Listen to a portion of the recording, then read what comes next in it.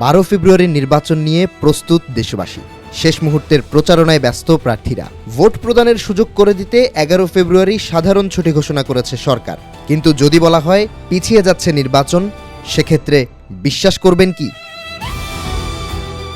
আসুন সমীকরণ মেলানো যাক।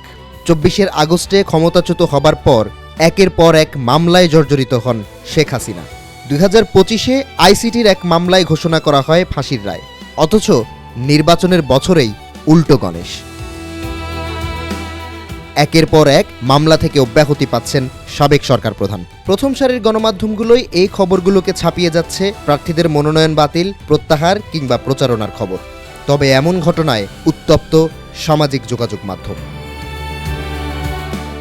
বাতিল হওয়া প্রথম মামলায় নিহত দাবি করা ব্যক্তিকে জীবিত পাওয়া গেছে। পরের মামলায় জুলাই আন্দোলনে আহত ব্যক্তিকে খুঁজে পাওয়া যায়নি। তাই হাসিনা সহ 115 আসামি অব্যাহতি পেয়েছেন। শতাধিক মামলার মধ্যে মাত্র 2টি মামলায় শেখ হাসিনার অব্যাহতিকে ছোট ঘটনা মনে হচ্ছে। ভাবছেন মৃত্যুদণ্ডাদেশ পাওয়া একটি মামলার রায়ই যথেষ্ট? তাহলে আপনার মতো আরেকজন সরল মানুষকে খুঁজে পাওয়া দুষ্কর।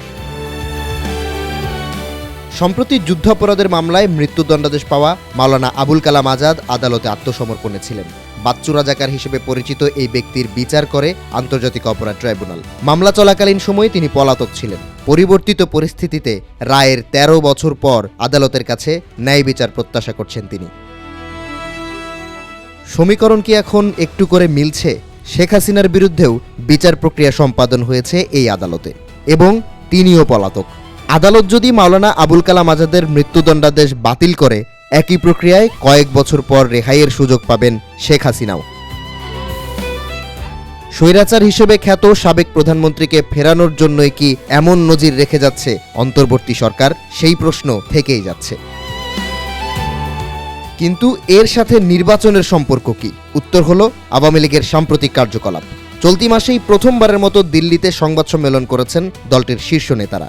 সাবেক পররাষ্ট্রমন্ত্রী হাসান মাহমুদ জানিয়েছেন, ডক্টর ইউনূসের বদলে অন্য কোনো সরকার আসলে নির্বাচনে আসবে আওয়ামী লীগ। এর মধ্যে গেল সপ্তাহে কয়েকবার নির্বাচন বর্জনের ইঙ্গিত দিয়েছে এনসিপি। পরিস্থিতি কেমন যেন ঘোলাটে হয়ে যাচ্ছে না? নির্বাচনের আগে কোথা থেকে যেন সামনে আসছে আওয়ামী লীগ ও শেখ হাসিনার প্রসঙ্গ।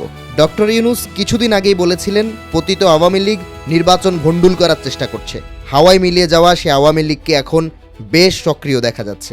অন্তর্ভুক্তিমূলক নির্বাচনে পশ্চিমাদের চাপের মধ্যে সাম্প্রতিক ইস্যুগুলো শক্ত হাতে সামাল দিতে পারবে প্রশাসন, নাকি পরিস্থিতি নিয়ন্ত্রণের নির্দেশ আসবে সেনা সদর থেকে? এখন সেটিই দেখার বিষয়।